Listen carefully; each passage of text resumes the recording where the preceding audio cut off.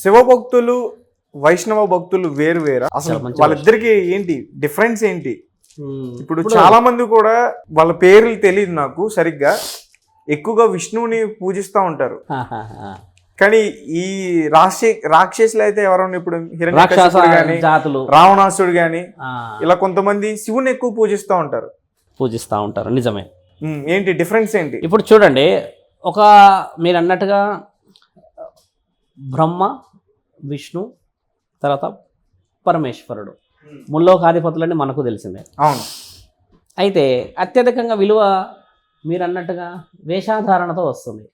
మీరే శివభక్తులు అనుకుందాం, ఒళ్ళంతా విభూతి రాసేసుకొని, మీ కేశాలు పెద్దగా పెంచేసేసి, చేతిలో త్రిశూలం పట్టుకొని, కపాలమాలలు ధరించేసి తిరుగుతూ ఉంటే మీ ఇంట్లో మీ కుటుంబాలు ఒప్పుకుంటాయా? ఒప్పుకోరు. సాక్షాత్తు నా తండ్రిని పార్వతీమాతే అడిగింది, ఏమయ్యా ఒళ్ళంతా విభూతి రాసుకుంటావు, నీ కేశఖండన అలా వదిలిపెడతావు, ఏమన్నంటే భక్తులు అని నీ వేషాధారణలో అసలు వెండికొండకి ఆయన మహారాజు, అంటే ఆయన కూర్చునే స్థాయి. అలాంటి ఒక అనుభవాలను వదిలిపెట్టి ఎక్కడో తిరుగుతూ ఉంటావు అని అడిగితే తండ్రి చాలా చిన్న నవ్వి చెప్తాడు, విభూతి రాయడానికి గల కారణం మన శరీరంలో నుంచి కాల్చబడిన బూడిద. అంటే ఆయన బిడ్డలని ఆయన కనుక్కున్న వాళ్ళు రాసుకున్నాడు. కపాలమాలలు ఆయన బిడ్డల యొక్క ఇష్టమైన భక్తులు మాలలు వేసుకున్నాడు. కపాల మాలలు అవే. రుద్రాక్షలు నా తల్లి పార్వతీమాత దక్ష యజ్ఞం కోసం తండ్రి దక్ష మహారాజు చేసిన యుద్ధంలో తల్లిని అవమానపరిచినప్పుడు, అగ్నికి ఆహుతైనప్పుడు, నా భార్య నా సతీమణిని కాలం చేసే స్థితికి మంటలోకి తీసుకొచ్చాడు ఆ దక్షుడు అన్న కోపంతో నా తండ్రి ఏడ్చిన ఏడుపే రుద్రాక్ష. అంటే తల్లికి గౌరవంగా పెట్టుకున్న రుద్రాక్షలు అవి. మీరు అన్నట్టుగా వేషాధారణ కోసం విలువ రాదు కాబట్టి, మీరు అన్న ఇంకొక మతం ఏదైతే వైష్ణవులు విష్ణుదేవుని పూజించే వాళ్ళు అంటున్నారు మిత్రమా, బంగారు ఆభరణాలు, మంచి గుడులు, వేషాధారణలు చాలా మార్పులుండి డబ్బు నటుర అన్నీ చూస్తారు. కాబట్టి ఎవరికైనా మానవులకు ఇష్టమైనది ఏది శంకర? బాగుండాలి, మంచిగా శారీరకంగా అన్ని విధాలు కలిసి ఉండాలని ఇష్టం ఉంటుంది కదా. కాబట్టి ఆ వ్యక్తి ఖచ్చితంగా అదే ఇష్టపడతాడు. వీళ్ళంతా ఏంటి అని అంటే శంకర, దేవుడు గొప్ప అని గొడవపడాలి, కానీ మా దేవుడు గొప్ప అని గొడవపడమే అధర్మం అంటున్నాను నేను. విష్ణుదేవుడు గొప్ప అని ఇక్కడ నేను అనట్లేదు, శివుడు గొప్ప అనట్లేదు. బాగా గుర్తుపెట్టుకోండి శంకర, దేవుడు గొప్ప అంటే పరమాత్మ, ఎటర్నిటీ అంటే ఎండ్ ఆఫ్ యువర్ లైఫ్ చేరేది ఎక్కడికి? నువ్వు పరమాత్మ దగ్గరికే కదా. ఆ పరమాత్మలో పలు రకాలు ఉన్నాయంటే లేవు, ఒకటే పరమాత్మ. ఆయనే శివుడు అని రుజువులు చేశాయి కదా, వేదాలే రుజువు చేశాయి కదా. ఇప్పుడు విష్ణుదేవుడు ఆయన గారి నుంచి వచ్చిన వాళ్ళు, బ్రహ్మ ఆయన గారి నుంచి వచ్చిన వారు అని అనకూడదు. బ్రహ్మ విష్ణు పరమాత్మలు వాళ్ళంతా ఒక కలయిక, మూల కలయిక. వాళ్ళు ఒక్కొక్క కార్యక్రమంలో ఒక్కొక్కరు ఉన్నారు. నీకు ఎవరి గొప్పతనం ఎలా చెప్పాలంటే చూడు శంకర, బ్రహ్మదేవుడిని నువ్వు పూజిస్తావా?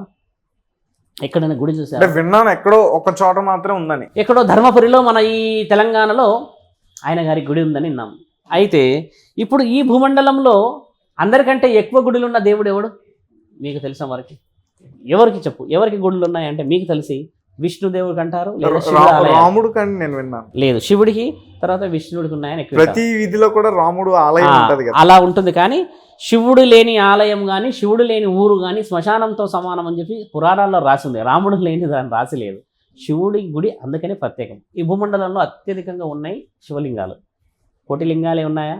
అలా ఉండడం చేత శివుడికి ఒక ప్రత్యేకత భక్తులు పెట్టుకున్నదే. అందరికంటే ఎక్కువ గుడులు ఉన్న మహానీయుడు ఎవరు తెలుసా మీకు? బ్రహ్మదేవుడు.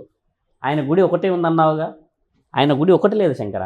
ఈ భూమండలంలో ఎంతమంది ఉన్నారు సుమారుగా నీకు తెలిసి? మన ఈ భారతదేశంలో 140 కోట్లు.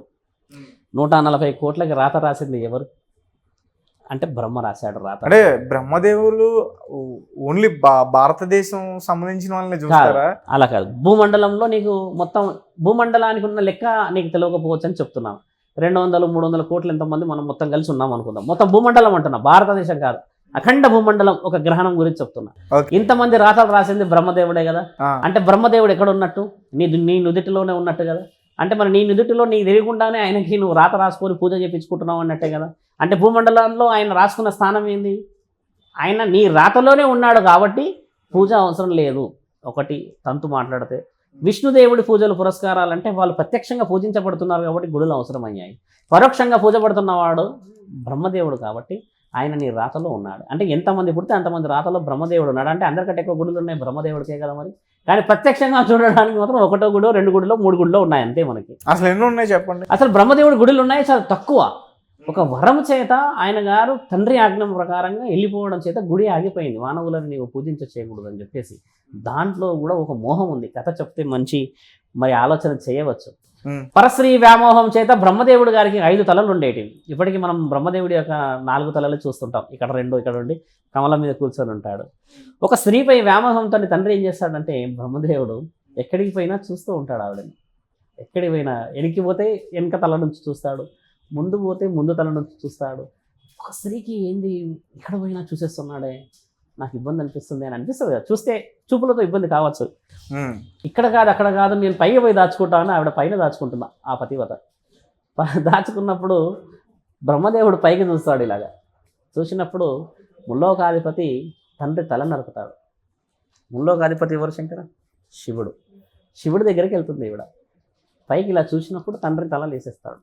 తీసేసినప్పుడు ఒక స్త్రీకి విలువ ఇయ్యలేని నీ కన్నులు, నీ యొక్క చూపు భూమండలంలో ఉండే ప్రతి మానవుడికి ఇబ్బంది కావచ్చు, కాబట్టి నీవు పూజించబడవుగాక అని తండ్రి ఇచ్చిన ఆజ్ఞ.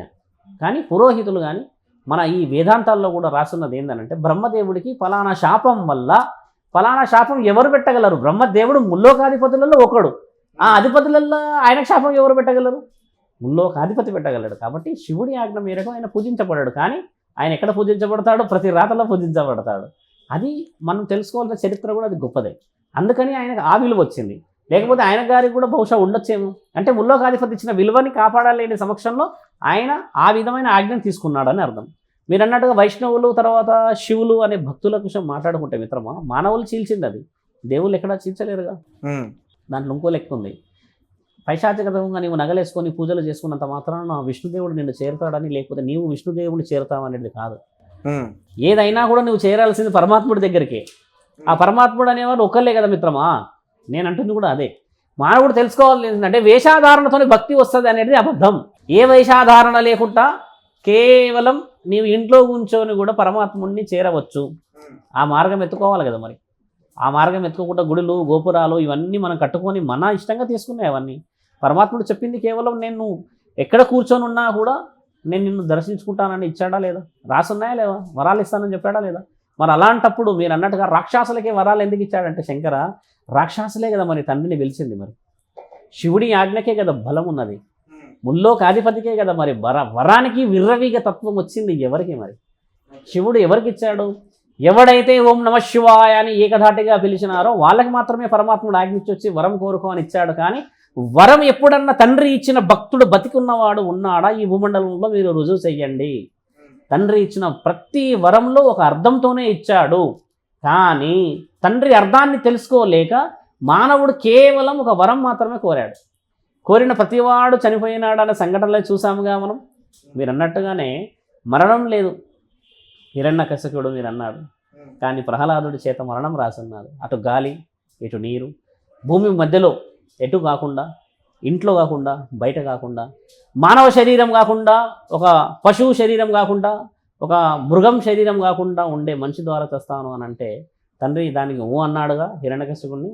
ఆయన గారు వచ్చేసి మహావిష్ణువు యొక్క మహాభక్తుడే ఒక జన్మలో.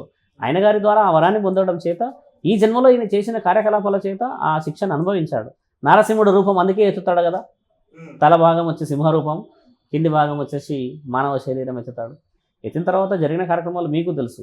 అంటే చూడండి, మానవుడు కోరుకున్న కోరికలో న్యాయం ఉన్నది, కానీ పరమాత్ముడు ఇచ్చిన వరంలో పరమార్థం ఉంది.